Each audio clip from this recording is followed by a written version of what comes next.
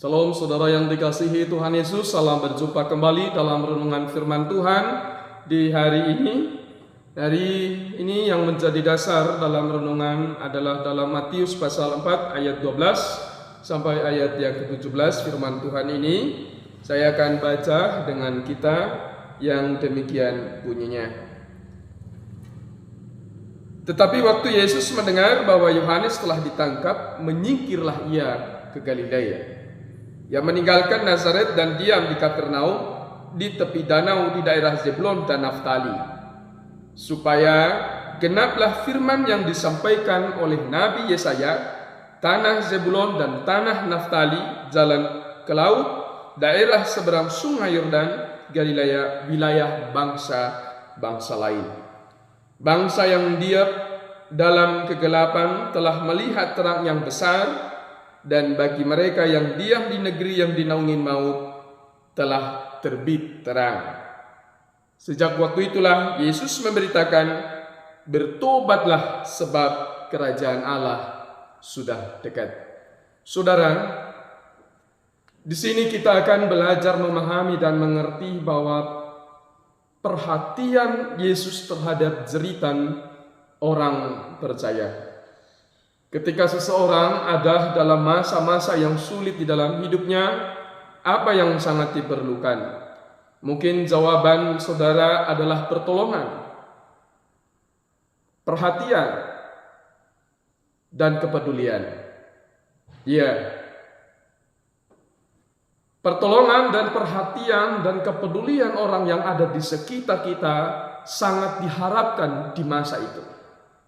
Bahkan kalau sangat-sangat sulit keadaannya, teman, sahabat, keluarga tidak bisa menolong, kita selalu ada harapan bahwa masih ada Tuhan yang peduli, masih ada Tuhan yang sanggup menolong kita.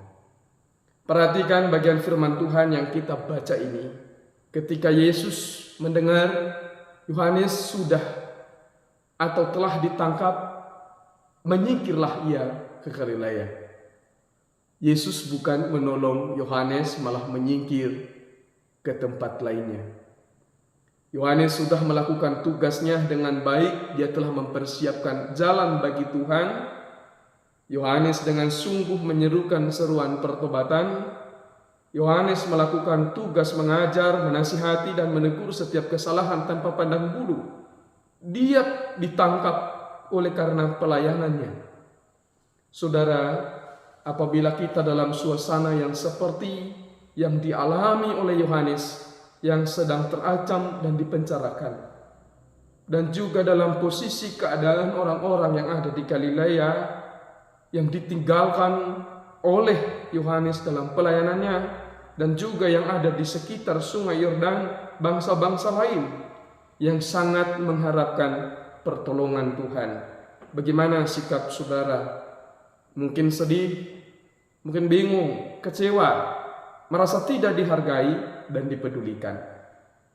Namun perlu saudara ketahui bahwa Yesus peduli dengan cerita orang percaya.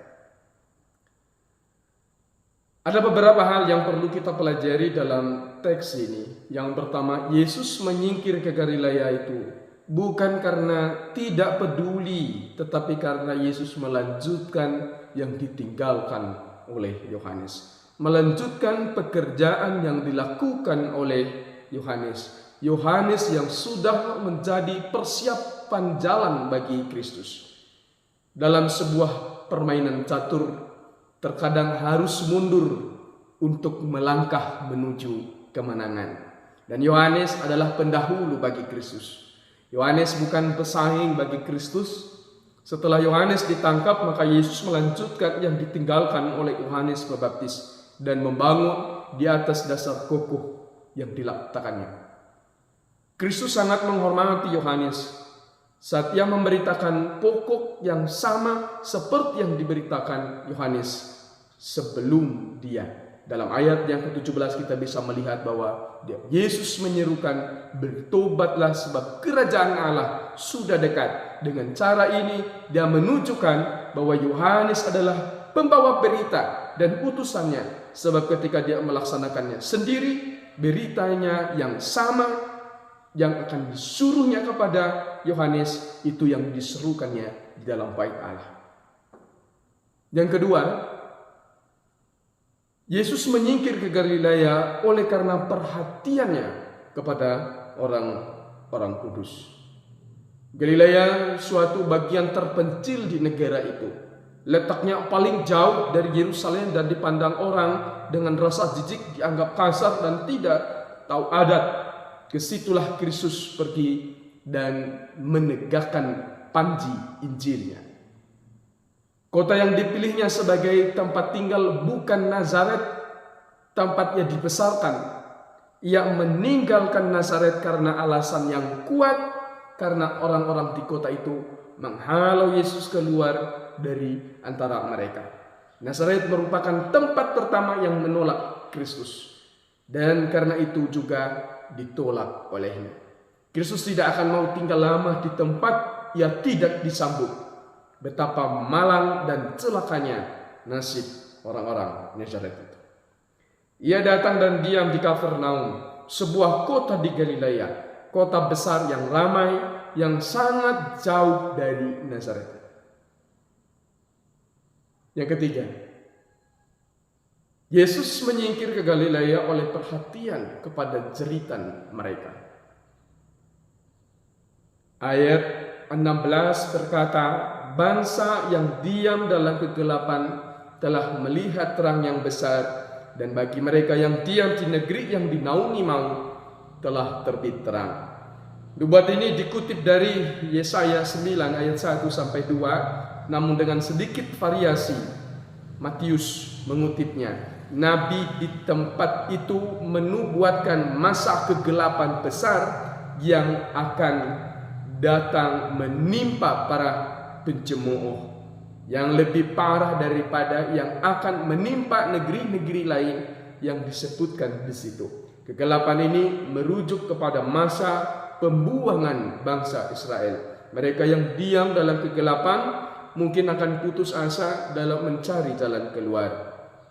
Hak istimewa yang mereka nikmati ketika Kristus dan Injilnya datang di antara mereka, mereka mengalami terang yang membangkitkan hidup, seperti terang yang datang bagi orang yang kemalaman di tengah jalan. Saudara yang terkasih di dalam Tuhan Yesus, perhatian Yesus terhadap jeritanmu akan selalu ada. Dia datang bagi mereka yang menderita. Dia memberi pertolongan dan kasih sayangnya. Mungkin jawabannya tidak seperti yang kita harapkan, namun percayalah dia peduli terhadap kehidupanmu. Dia punya rencana terbaik dalam hidupmu, melebihi dari apa yang saudara-saudari pikirkan. Dia datang sebagai terang yang menerangi setiap sisi kegelapan dalam hidupmu. Terang yang menerangimu dalam menemukan hal-hal besar dan kasih sayang Tuhan. Saudara yang terkasih di dalam Tuhan, setelah mendengar bagian firman Tuhan dan renungan ini, apa yang menjadi respon saudara? Kiranya firman Tuhan ini dapat menjadi berkat bagi kita sekalian. Tuhan Yesus memberkati kita semua.